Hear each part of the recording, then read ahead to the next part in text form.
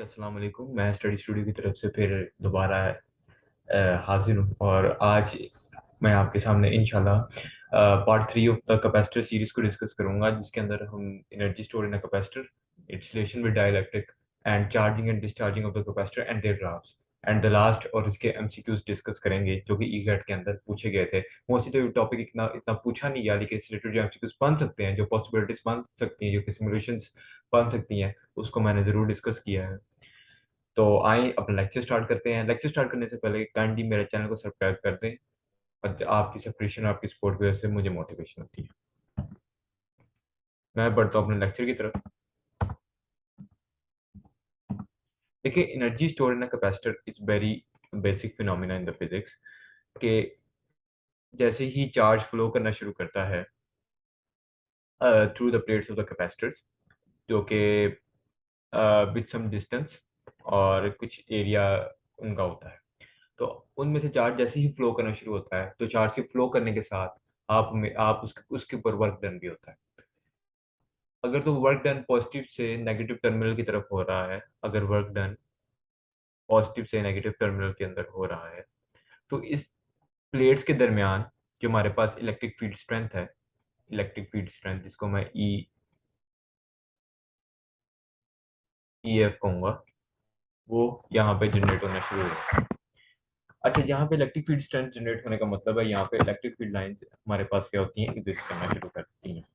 Electric field lines जब exist करती हैं, तो उन लाइंस के अंदर हमारे पास इलेक्ट्रिकल एनर्जी स्टोर रहती है, जिसकी बदौलत आप ये कह सकते हो कि अगर तो आप चार्ज की बात करोगे तो चार्ज सिर्फ प्लेट पे स्टोर होते हैं, और हमारे पास जो इलेक्ट्रिक फील्ड लाइंस है उसके अंदर सिर्फ और सिर्फ हमारे पास इलेक्ट्रिकल एनर्जी स्टोर होती है। और इस स्टोर होने के बाद हम दूसरी अप्लायंसेस को क्या करते हैं, हम इस्तेमाल करते हैं। जैसे फैन के अंदर कैपेसिटर लगा होता है तो वो एनर्जी स्टोर करके फैन को चलाता है। इस तरह मुख्तलिफ अप्लायंसेस के अंदर कैपेसिटर इसलिए लगा होता है कि चार्ज को स्टोर कर पाए। और चार्ज जिस inner form of the energy में स्टोर होते हैं वो होते हैं इलेक्ट्रिक फील्ड लाइंस के अंदर स्टोर होती है एनर्जी, जिसको हम कहते हैं इलेक्ट्रिकल एनर्जी। देखिए, चार्ज स्टोरिंग डिवाइस है। अगर तो आप बात करते हो चार्ज स्टोर, तो चार्ज स्टोर हमेशा प्लेट्स होता है, कैपेसिटर होता है। चार्ज कभी भी इलेक्ट्रिक फील्ड लाइंस के अंदर हमारे पास क्या होता है, इलेक्ट्रिक फील्ड लाइंस के अंदर हमारे पास कभी भी चार्ज स्टोर नहीं होता। तो लिहाजा अगर इसके बारे में कोई ये सोचता है कि चार्ज हमेशा इलेक्ट्रिक फील्ड लाइंस में स्टोर होता है, तो वो एक फिनोमेना फेक है। ठीक है। इसके बाद जो एनर्जी हमारे पास प्रोड्यूस होती है वो होती है हमारे पास इलेक्ट्रिकल एनर्जी, और इलेक्ट्रिकल एनर्जी हमारे पास इलेक्ट्रिक फील्ड लाइंस के अंदर स्टोर होती है। ठीक है। Electrical energy due to the phenomena of the electric field strength, electric field energy जिस फॉर्म में स्टोर होती है वो हमारे पास होती है इलेक्ट्रिकल एनर्जी। अच्छा, during the charging potential difference हमारे पास चार्जिंग के अंदर देखा जाता है, तो जब आपका कैपेसिटर चार्ज हो रहा होता है तो आपका पोटेंशियल मुसलसल इंक्रीज कर रहा होता है, और एक टाइम आता है जब आपका जो पोटेंशियल आपके पास कांस्टेंट शो होना शुरू होता है। इसका मतलब है चार्ज हो चुका है। अच्छा, अगर चार्जिंग के वक्त आपका potential difference between the plates increase कर रहा होता है, अनटिल जब तक वो कांस्टेंट नहीं होता आपकी चार्जिंग होती रहती है। और जब पोटेंशियल डिफरेंस डिक्रीज करता है, तो इसका मतलब है कि अब जो फिनोमिना या सिचुएशन हमारे पास आ गई है, वो सिचुएशन हमारे पास है डिस्चार्जिंग की। जब हमारे पास चार्ज कैपेसिटर डिस्चार्ज होता है या चार्ज नहीं हो रहा होता, उस दौरान वहां पे पोटेंशियल डिफरेंस भी क्रिएट नहीं होता। चार्ज के फ्लो होने की वजह से हमेशा पोटेंशियल डिफरेंस क्रिएट होता है कि जब चार्ज क्यू फ्लो करना शुरू करता है पॉजिटिव जो प्लेट से नेगेटिव प्लेट की तरफ जो फ्लो करता है, वो ड्यू टू पोटेंशियल डिफरेंस की वजह से फ्लो करता है। क्योंकि पोटेंशियल डिफरेंस की वजह से हम ये पता लगाते हैं कि चार्ज हायर पोटेंशियल से लोअर पोटेंशियल की तरफ आ रहा है। तो जब चार्ज होगा ही नहीं तो बीच में पोटेंशियल डिफरेंस भी नहीं होगा। और जब पोटेंशियल डिफरेंस होगा नहीं, अगर हम इस इक्वेशन को देखेंगे तो हमारे पास पोटेंशियल डिफरेंस ही जीरो होगा। ठीक है। तो हमारे पास work done by the charge नहीं होगा। ठीक है। Work done by the charge का मतलब है एनर्जी अब आपके पास इलेक्ट्रिक फील्ड लाइंस में स्टोर नहीं होगी। और जब एनर्जी आपके पास इलेक्ट्रिक फील्ड लाइन में स्टोर नहीं होगी, इसका मतलब ये है कि हमारे पास चार्ज मूव नहीं किया। तो चार्ज मूव करने की मतलब दो वजूहत हो सकती हैं कि चार्ज मूव करना आया, वहां पे पोटेंशियल डिफरेंस क्रिएट होना, और उस पोटेंशियल डिफरेंस की बदौलत वहां पे इलेक्ट्रिकल एनर्जी का स्टोर होना। दूसरी चीज, अगर वो ही potential energy electrical energy store होती है, उसका जो फिनोमिना वैसे तो थ्योरेटिकल, क्योंकि ये लेक्चर नहीं है, क्योंकि एंट्री का लेक्चर हमें सिर्फ जस्ट फॉर्मूला को देखना है, तो हमारे पास हाफ क्यू बी की फॉर्म में होता है। उसको हाफ सी वी स्क्वेयर लिखा जा सकता है। अगर फॉर्मूला को, अगर आप कह दो कि हमारा वोल्टेज है वो कांस्टेंट है, अगर वोल्टेज कांस्टेंट है तो उस फॉर्मूला को हमेशा आप लिख सकते हो Q over C square multiply by 2, बशर्ते ये कि आपका जो वोल्टेज है वो आप कांस्टेंट दें। ठीक है, तो ये बात याद रखनी है, क्योंकि इस फॉर्मूला के अंदर बेसिकली हमारे पास तीन वेरिएबल है, अगर एक वेरिएबल गायब है इसका मतलब ये है कि वो कांस्टेंट है। ठीक है, तो ये आपने शॉर्ट ट्रिक याद रखनी है। और अगर तो आप कह देते हो कि हमारे पास चार्ज ही कांस्टेंट है, चार्ज हमारे पास कांस्टेंट शो हो रहा है, तो हमारे पास वो इस फिनोमेना को शो करता है जिसके अंदर आपके पास चार्ज चार्ज क्यू है, वो क्या है, चार्ज क्यू हमारे पास कांस्टेंट है। ठीक है, तो चार्ज क्यू हमारे पास कांस्टेंट आएगा। तो ये डिपेंड करता है कि कौन सा वेरिएबल आप यूज नहीं कर रहे हैं या उस वेरिएबल को आपने किस फॉर्म में कन्वर्ट कर दिया। अगर तो क्यू और सी की फॉर्म में कन्वर्ट कर दिया, इसका मतलब है आपके पास जो पोटेंशियल है वो कांस्टेंट है, और अगर आपने उसको half into C V square की फॉर्म में अज्यूम कर लिया है, तो उसका मतलब आपके पास चार्ज कांस्टेंट है। उसके बाद वो एनर्जी डेंसिटी का जो आपके पास फॉर्मूला हाफ ई नॉट, जो relative permittivity in the free space, relative permittivity in the medium, और हमारे पास जो है इलेक्ट्रिक फील्ड स्ट्रेंथ का स्क्वायर होगा। उसके बाद ये जो इलेक्ट्रिक फील्ड स्ट्रेंथ, चूंकि हम electric field strength directly related है इलेक्ट्रिकल एनर्जी के, तो इलेक्ट्रिकल एनर्जी स्टोर होती है इलेक्ट्रिक फील्ड लाइंस के अंदर। तो ये इक्वेशन जो हमारे पास आई है एनर्जी डेंसिटी की, ये वैलिड हो सकती है किसी भी उस मीडियम के लिए या किसी भी उस प्लेस के लिए जहां पे इलेक्ट्रिक फील्ड लाइंस एग्जिस्ट कर सकती हैं। तो वो इलेक्ट्रिक फील्ड लाइंस कहीं भी एग्जिस्ट कर सकती हैं, तो वहां पे ये एनर्जी डेंसिटी के हम इक्वेशंस को यूज कर सकते हैं। उसके बाद हम बात करते हैं कि अगर डाइलेक्ट्रिक मीडियम इंट्रोड्यूस करवा दिया जाए प्लेट्स ऑफ द कैपेसिटर के अंदर, तो उसके अंदर कैपेसिटर के अंदर जो फिनोमिना अकर होने वाले हैं उसके अंदर क्या फर्क पड़ता है। देखिए, जब आप किसी भी डाइलेक्ट्रिक कांस्टेंट या डाइलेक्ट्रिक मीडियम को इंट्रोड्यूस करवाते हैं बिटवीन द प्लेट्स, आपके पास चार फिनोमिना बेसिकली एग्जिस्ट होते हैं। आपकी कैपेसिटेंस बढ़ जाती है by the factor E R. By the factor E R को अगर मैं ये पिछले लेक्चर्स में एक्सप्लेन कर सकता हूँ कि कर चुका हूँ कि अगर आपके मीडियम के अंदर आपने कोई डाइलेक्ट्रिक रख दिया है, मीडियम अगर एयर नहीं रही, फ्री स्पेस नहीं रही, आपने सिर्फ डाइलेक्ट्रिक रख दिया है, तो आपकी जो न्यू कैपेसिटेंस होगी वो बाय फैक्टर ई आर वो इंक्रीज हो जाएगी। ठीक है, सी वी सी वैक्यूम है और सी एम सी मीडियम है, तो इसका मतलब है मीडियम की जो कैपेसिटेंस आएगी वो बढ़ जाएगी। अगर मीडियम की कैपेसिटेंस बढ़ जाएगी तो पोटेंशियल एट अ पॉइंट आपका डिक्रीज हो जाएगा, आपकी इलेक्ट्रिक फील्ड स्ट्रेंथ डिक्रीज हो जाएगी। अलबत्ता आपके पास जो चार्ज है वो कांस्टेंट रहेगा। तो ये चार डिफरेंट फिनोमिना अकर होते हैं आपके पास। तो मीडियम को प्लेट्स बिटवीन द कैपेसिटर के अंदर डाल देना, इसका मतलब ये है कि आपकी कैपेसिटेंस इंक्रीज कर देगी, कैपेसिटेंस इंक्रीज करेगी। अच्छा, अब ये इसके जो मॉलिक्यूल्स हैं, जब हम इसको जो प्लेट्स ऑफ द कैपेसिटर है, ज़ाहिर है प्लेट्स ऑफ द कैपेसिटर पे भी पॉजिटिव और नेगेटिव चार्ज आया है। वो पॉजिटिव और नेगेटिव चार्ज वो इसलिए आया कि मैंने प्लेट्स ऑफ द कैपेसिटर को के पॉजिटिव और negative plates of the battery से कनेक्ट किया है। तो जब पॉजिटिव प्लेट ऑफ द जो हमारे पास जो बैटरी है वो उसके ऊपर क्या करती है, पॉजिटिव क्यू चार्ज देती है आपको, और जो नेगेटिव प्लेट है वो यहाँ पे आप में नेगेटिव क्यू चार्ज देती है। अब जब ने हम इसको प्लेट से कनेक्ट करते हैं तो ऑब्वियसली इसके अंदर क्या होता है, ऑब्वियसली इसके अंदर पोटेंशियल डिफरेंस क्रिएट हो जाता है। जब इसके अंदर पोटेंशियल डिफरेंस क्रिएट होना शुरू हो जाता है, तो इसका मतलब ये है कि वहां पे इलेक्ट्रिक फील्ड स्ट्रेंथ इस्टेब्लिश हो गई है।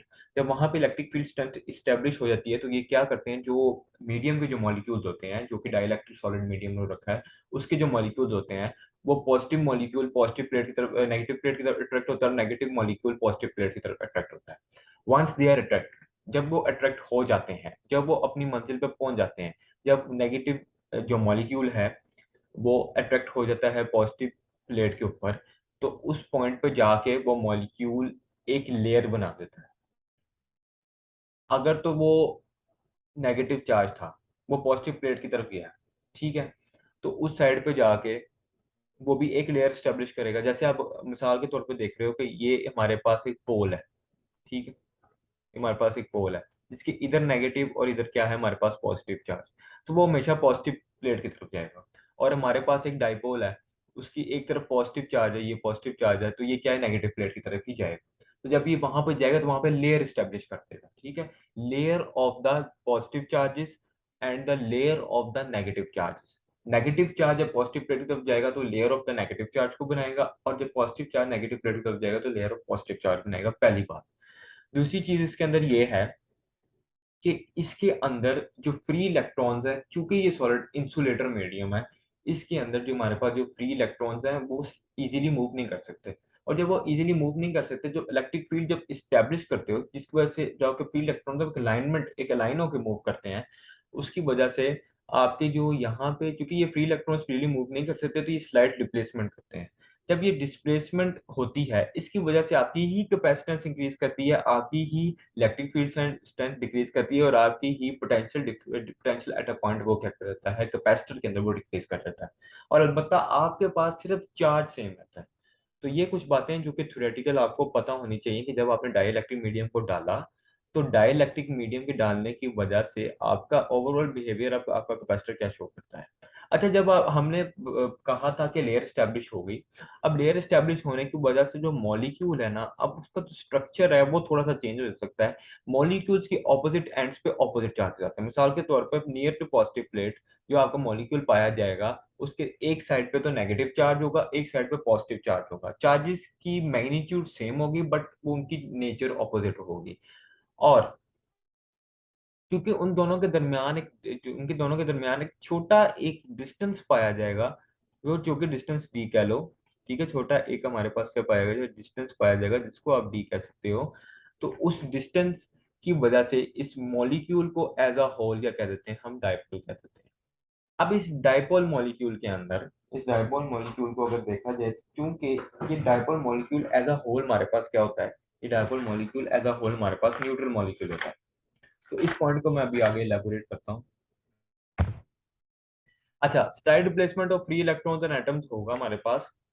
उसके बाद क्या होगा हमारे पास, क्योंकि वहां पे लेयर स्टैब्लिश हो गई है, तो कैपेसिटेंस का इंक्रीज होना जरूरी है, वहां पे इलेक्ट्रिक फील्ड स्ट्रेंथ कम हो जाएगी, और हमारे पास वहां पे सरफेस चार्ज डेंसिटी वो भी डिक्रीज हो जाएगी। सरफेस चार्ज डेंसिटी किस तरह डिक्रीज होगी, वो ये हो सकता है कि आपके पास जो कैपेसिटेंस है वो इंक्रीज करगी। सरफेस चार्ज डेंसिटी का ताल्लुक हमारे पास जो पैरेलल प्लेट्स होती हैं उसके दरमियान जो इलेक्ट्रिक फील्ड का रिलेशन है, वो होता है ये surface charge density divided by epsilon not. ठीक है। तो आपकी जब इलेक्ट्रिक फील्ड इंटेंसिटी ही कम हो जाती है, जब आप किसी मीडियम को रखते हो बिटवीन द प्लेट्स, तो आपकी क्या होती है, सरफेस चार्ज डेंसिटी भी डिक्रीज कर देती है इन द सेम वे। तो ये फिनोमेना है कि मैथमेटिकली हमने इसको देखा कि electric field surface charge density कैसे डिक्रीज करती है इलेक्ट्रिक फील्ड स्ट्रेंथ की वजह से।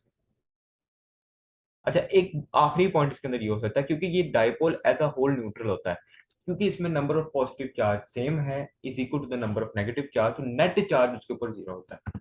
जब नेट चार्ज, जब डाइपोल जहां भी क्रिएट होगा, तो वो एज अ होल न्यूट्रल होगा, और उसके अंदर जो नेट चार्ज है वो आपके पास आएगा जीरो। आगे बड़ी इंपॉर्टेंट फिनोमेना है discharging and charging of the capacitor. अब चार्जिंग और डिस्चार्जिंग ऑफ द कैपेसिटर होती है, वो सबसे पहले जब आप जो चार्ज हमारे पास जो चार्जिंग और डिस्चार्जिंग में जो पॉइंट हमें याद रखना है, तो वो है डायरेक्शन ऑफ करंट। देखो, during the charging of the capacitor आपके पास जो करंट फ्लो करेगा, ये बात याद रखने की है कि वो करंट हमेशा क्लॉकवाइज डायरेक्शन में फ्लो करेगा, यानी कि इस तरह। ठीक है, क्लॉकवाइज डायरेक्शन में फ्लो करेगा, जिस तरह क्लॉक नहीं फ्लो करती वैसे।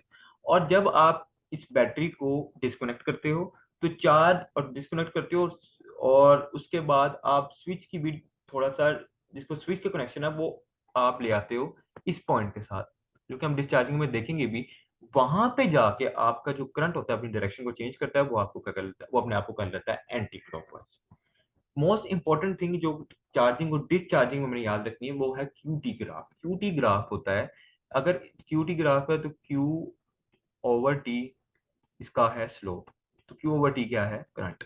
तो क्यूटी ग्राफ का जो स्लोप होता है ना, क्यू वर्सेस टी ग्राफ, वो होता है करंट, उसकी स्लोप होती है करंट।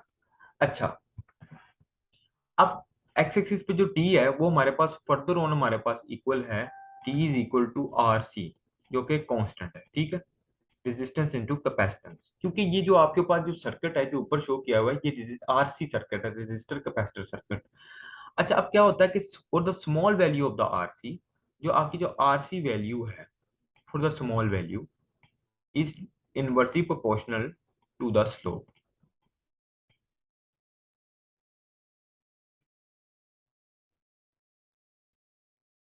या इसको अगर मैं थोड़ा सा और तरीके से आपको एक्सप्लेन करूं, कि जो आपकी आरसी वैल्यू होती है, अगर मैं आपको थोड़ा सा डायरेक्ट बताऊं, कि जो आरसी वैल्यू हमारे पास जितनी ज्यादा होती है, उतनी ही रैपिड आपके पास चार्जिंग होती है।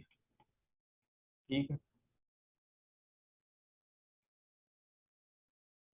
उतनी ही रैपिड आपके पास क्या होना शुरू होती है, वो चार्जिंग होती है। कि चार्जिंग का होना या ना होना, इससे एक बात समझ आती है कि किसी भी चार्जिंग का होना या ना होना कैपेसिटर रेजिस्टर सर्किट के अंदर वो आरसी वैल्यू पर डिपेंड करता है। अगर आप इस ग्राफ को देखो और उसके बाद एनालिसिस करो, ये क्या है, ये बहुत छोटी, यहाँ से लेकर यहाँ तक ये बहुत छोटी आरसी वैल्यू है।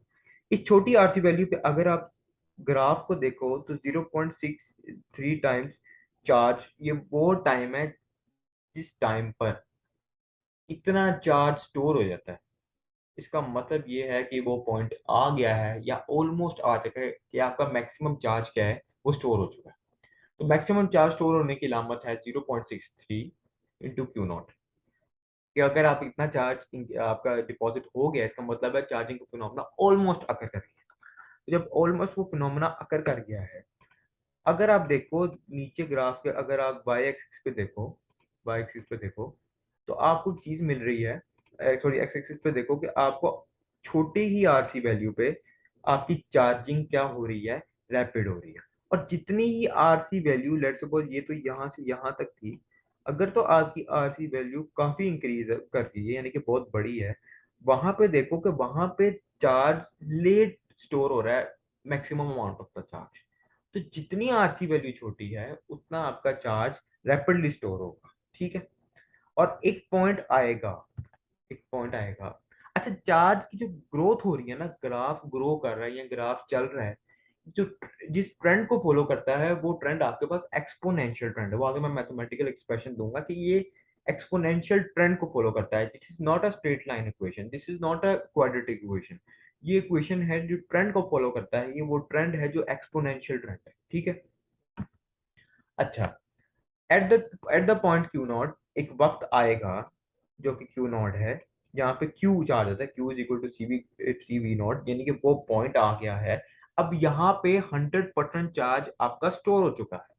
0.63 में मैक्सिमम चार्ज आपका स्टोर हो चुका था for the small value of the RC.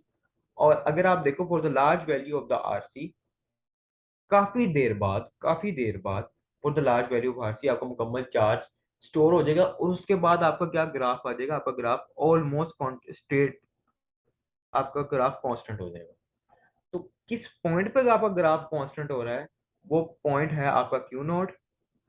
और किस पॉइंट पे आपका ग्राफ इंक्रीज कर रहा है, तो वो पॉइंट है आपका 0.63, या 0.63 से पहले आपका ग्राफ क्या कर रहा है, आपका ग्राफ कर रहा है इंक्रीज। ठीक है, उसके बाद जैसे ही वैल्यू बढ़ती जाएगी चार्ज की, आपका ग्राफ ऑलमोस्ट कांस्टेंट लाइन की तरफ बढ़ता चला जाएगा। तो at small value of the RC आपकी रैपिड चार्जिंग होगी, जितनी आरसी की वैल्यू छोटी उतनी चार्जिंग ज्यादा हो जाएगी। और आपका slope at the point Q not increase नहीं करेगा, वो आपका स्लोप कांस्टेंट हो जाएगा। और ये जो ग्राफ जिस ट्रेंड को फॉलो कर रहा है, वो ट्रेंड इस मैथमेटिकल इक्वेशन से आपको गिवन है कि अगर आपने चार्ज किसी इंस्टेंटेनियस पॉइंट पे डालना है, किसी इंस्टेंटेनियस पॉइंट पे निकाल लेना है, तो उसकी वैल्यू आपको सब्स्टिट्यूट करनी पड़ेगी। अब उसकी वैल्यू सब्स्टिट्यूट, ये कोई मैथमेटिकल फॉर्मूला, बस इस फॉर्मूला को आप याद रख लें। इसमें से कोई एमसीक्यू वैसे पूछेगा नहीं, लेकिन 0.63% जो आया वैसे मैथमेटिकल रिजल्ट में इंशाल्लाह किसी दफा थ्योरी का अगर लेक्चर शुरू किया तो मैं समझाऊंगा। बस आपने ये बात याद रखनी है कि ग्राफ की जो ग्रोथ है वो क्या हो रही है, एक्सपोनेंशियल। अगर डिस्चार्जिंग करनी है तो आपको सर्किट को सबसे पहले तोड़ना पड़ेगा। उस सर्किट को तोड़ के आपको इस पॉइंट बी के साथ, जो पॉइंट बी आपको दिया गया, आपको इसके साथ क्या करना पड़ेगा, कनेक्ट करना पड़ेगा। जब आप इसको पॉइंट बी के साथ कनेक्ट कर दोगे, तो आपके पास सर्किट के अंदर जो करंट है वो उसकी अपनी डायरेक्शन चेंज कर देगा। तो सबसे पहले ये चीज है कि डिस्चार्जिंग के अंदर आपको जो करंट फ्लो करेगा वो एंटी क्लॉकवाइज करंट फ्लो करेगा। और यहाँ पे भी वही ट्रेंड है, अगर आरसी वैल्यू छोटी है तो चार्जिंग ज्यादा है, और अगर आरसी वैल्यू छोटी है तो रैपिड डिस्चार्जिंग है। कि चार्जिंग और डिस्चार्जिंग के लिए आपकी आरसी वैल्यू को जो कांस्टेंट है ऑन द एक्स एक्सिस वो छोटा होना चाहिए। For the small value, smaller phone value of the RC, आपकी रैपिड डिस्चार्ज हो जाएगा, मतलब कि चार्ज वहां पे जीरो हो जाएगा। तो आप यहाँ पे देखो तो यहाँ पे क्यू की वैल्यू क्या है, जीरो, यानी कि क्यू की वैल्यू भी आपके पास यहाँ जीरो है। और आपके पास वहां पे टाइम की वैल्यू भी वहां पे क्या है, वहां पे जीरो है। क्यू की वैल्यू भी उस पॉइंट पे जीरो है ओरिजिन के ऊपर, और वहां पे टाइम की वैल्यू भी क्या है, 0 है। ठीक है, तो इसका मतलब है इस पॉइंट के ऊपर आपकी क्या है, डिस्चार्ज मुकम्मल हो चुका है। तो small value of the RC के लिए आपका रैपिड डिस्चार्ज होगा। तो ये ग्राफ शो करता है आपका, ये क्या है, स्मॉल वैल्यू आरसी आपका क्या होता है जी, ग्राफ जो होता है रैपिडली डिस्चार्ज हो जाता है। ठीक है, तो यहाँ पे हमारे पास क्या हो रही है, रैपिड डिस्चार्ज। और लार्ज वैल्यू आरसी पे क्या हो रही है, यहाँ पे आती है हमारे पास स्लो डिस्चार्ज। ठीक है, तो ये आरसी वैल्यू चार्जिंग और डिस्चार्जिंग पे बड़ा मैटर करती है, कि जितनी आरसी वैल्यू ज्यादा उतनी चार्जिंग जल्दी, और जितनी आरसी वैल्यू उतनी चार्जिंग स्लो, और जितनी आरसी वैल्यू अगर आपके पास कम होगी और उतनी चार्जिंग जल्दी हो जाएगी, और जितनी आरसी वैल्यू कम होगी उतनी रैपिडली भी डिस्चार्जिंग होगी, डिस्चार्जिंग भी जल्दी हो जाएगी। तो रैपिड डिस्चार्जिंग के लिए हमारे पास स्मॉल वैल्यू ऑफ आरसी चाहिए, और ये भी जिस ट्रेंड को फॉलो करता है वो भी क्या है, एक्सपोनेंशियल ट्रेंड है। देखो आपके पास कहता है कि अभी थोड़ा ईकेट का एमसीक्यू दो 2016 के अंदर ये एमसीक्यू हमारे पास पूछा गया था ईकेट के अंदर। ये कहता है कि आपके पास 15 कैपेसिटर्स हैं, वो आपके पास अवेलेबल है। हर किसी की जो कैपेसिटेंस है वो क्या है, हमारे पास 15 नैनोफैरड्स। और कहता है कि आपको कैपेसिटेंस चाहिए कितनी, 150 नैनोफैरड। तो you can achieve this by connecting. एक तो ये तरीका आपके पास हो सकता है, आपके पास क्या है कि जो सबसे पहले आपको ये देखना पड़ेगा relation of the parallel capacitors क्या है। तो in the case of the parallel capacitors क्या करते हैं, अगर हमारे पास सेम नंबर ऑफ कैपेसिटर्स हों और वो पैरेलल कॉम्बिनेशन में कनेक्ट करते हैं, तो हमारे पास शॉर्टकट फॉर्मूला क्या है कि number of capacitors multiply by, अगर तो कैपेसिटेंस सेम है तो सी। सी क्या है, ये इसलिए मैंने असाइन किया कि हर किसी की कैपेसिटेंस सेम है। तो हमारे पास वो इक्विवेलेंस कैपेसिटेंस कितनी मांगता है, वो हमारे पास इक्विवेलेंस कैपेसिटेंस मांगता है 50, 150। ठीक है, और आपके पास जो हमारे पास है नंबर ऑफ कैपेसिटर्स हैं। अच्छा, नंबर ऑफ कैपेसिटर्स को मैं जरा बाद में देखता हूँ। सबसे पहले हमारे पास ईच की कैपेसिटेंस कितनी है, वो हमारे पास है 15। अब कितने ही कैपेसिटर्स लगेंगे, इसका इजीली आंसर मिल सकता है कि एन हमारे पास दे रह गया, 15 आके 150 से हमारे पास क्या हो जाएगा, डिवाइड। मतलब 15 150 से डिवाइड आ जाएगा, तो हमारे पास आएगा 10। इसका मतलब है 10 कैपेसिटर्स आपको चाहिए पैरेलल के अंदर, तो आप अचीव कर लेंगे कि मेरे पास 115 नैनो फैरेड कैपेसिटेंस आएगी। तो किसी भी कैपेसिटेंस की वैल्यू, इक्विवेलेंस कैपेसिटेंस की वैल्यू दी हो और आपसे पूछा जाए कि इतने नंबर ऑफ कैपेसिटर्स मुझे चाहिए और हर कैपेसिटर की कैपेसिटेंस इतनी है, तो आप इजीली इस शॉर्टकट फॉर्मूले से कंप्यूट कर सकते हैं। तो मुझे चाहिए 10 कैपेसिटर्स इन पैरेलल। अच्छा, अब वो कहता है कि प्लेट्स ऑफ द कैपेसिटर्स आपके पास पैरेलल नहीं है। If the plates of the parallel plates capacitors are not parallel, तो सरफेस चार्ज डेंसिटीज, तो आपके पास क्या होगा। देखो, अगर तो आपके पास plate of the capacitors parallel हो ना, तो सबसे पहले हमने जो उसके अंदर देखा कि अगर ये प्लेट्स ऑफ द कैपेसिटर आपके पास पैरेलल है, तो आपकी जो इलेक्ट्रिक फील्ड लाइंस हैं वो भी आपके पास बिल्कुल स्ट्रेट और यूनिफॉर्म बनेगी। बिल्कुल स्ट्रेट और क्या बनेगी, यूनिफॉर्म बनेगी, बिल्कुल स्ट्रेट और यूनिफॉर्म। अगर वो आपके पास पैरेलल है ही नहीं, इसका मतलब है ये वाला केस है ही नहीं। तो अगर पैरेलल है ही नहीं तो आपके पास फील्ड भी यूनिफॉर्म नहीं बनेगी, और जब अगर फील्ड भी यूनिफॉर्म नहीं बनेगी, आपके पास चार्ज भी यूनिफॉर्म नहीं फ्लो करेगा। तो सरफेस डेंसिटी भी आपके पास क्या होगी, वो आपके पास नॉन यूनिफॉर्म होगी। क्योंकि if the plates are parallel होंगे तभी इलेक्ट्रिक फील्ड स्ट्रेंथ आपके पास पैरेलल है, और तभी इलेक्ट्रिक फील्ड स्ट्रेंथ भी पैरेलल है, जो चार्ज भी है वो भी कांस्टेंट या क्या आएगा, यूनिफॉर्म फ्लो करेगा। तो अगर आपके पास पैरेलल रही नहीं है तो आपके पास चार्ज भी यूनिफॉर्म नहीं फ्लो करेगा।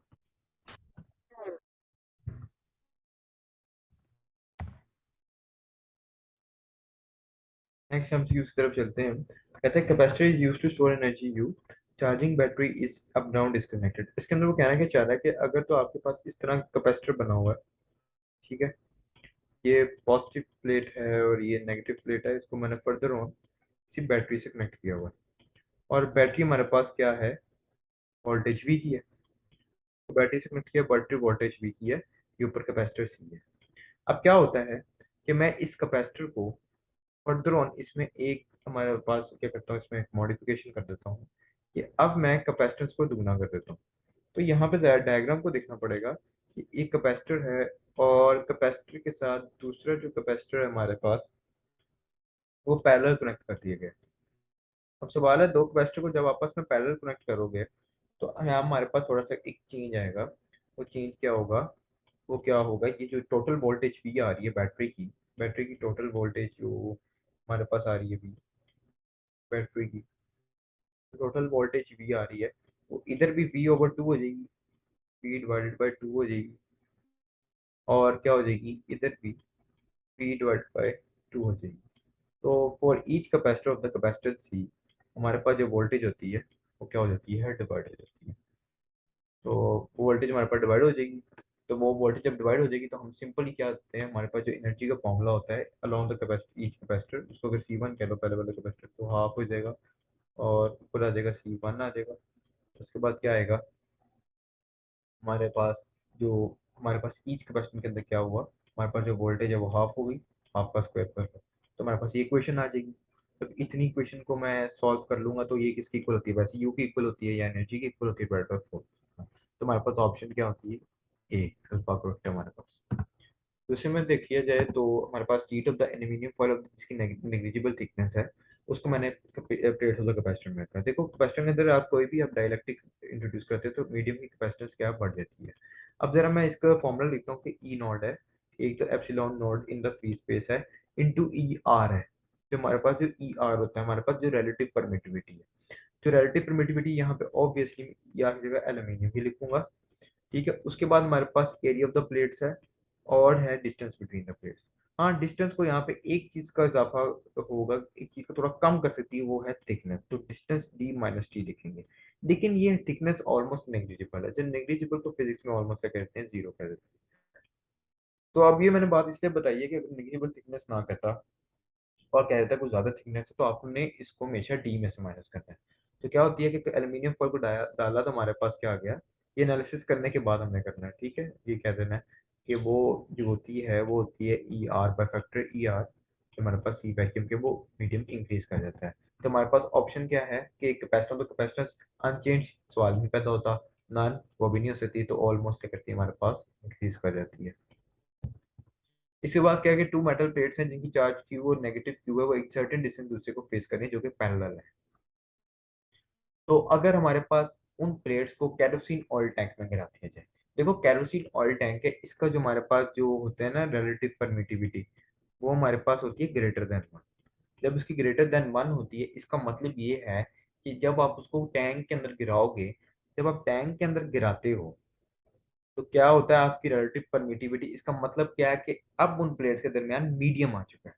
तो जब मीडियम आ चुका है तो हमें पता है कि जो इलेक्ट्रिक फील्ड इंटेंसिटी है, अगर प्लेट्स के दरमियान मीडियम का कोई भी डाइलेक्ट्रिक आ जाए जो कि ऑलमोस्ट वन या वन से ग्रेटर, वन तो नहीं लेकिन वन से ग्रेटर तो हो, उसके अंदर आपके पास क्या कहती है जो इलेक्ट्रिक फील्ड होती है मीडियम की, वो इक्वल होती है, वो डिक्रीज कर जाती है बाय द फैक्टर, यानी कि वैक्यूम डिवाइड हो जाता है हमारे पास फैक्टर ई आर।